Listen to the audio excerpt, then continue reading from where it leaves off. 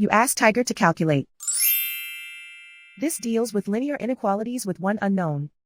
The final result is x equal or greater than -8. Let's solve it step by step.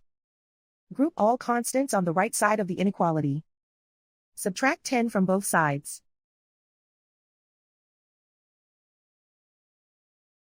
Simplify the arithmetic.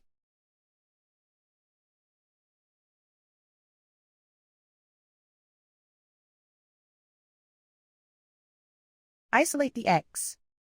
Divide both sides by 6.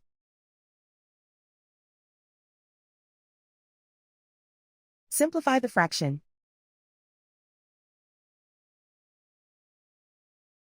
Find the greatest common factor of the numerator and denominator.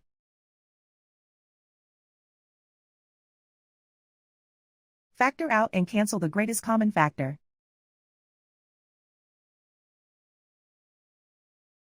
Plot the solution on a coordinate grid.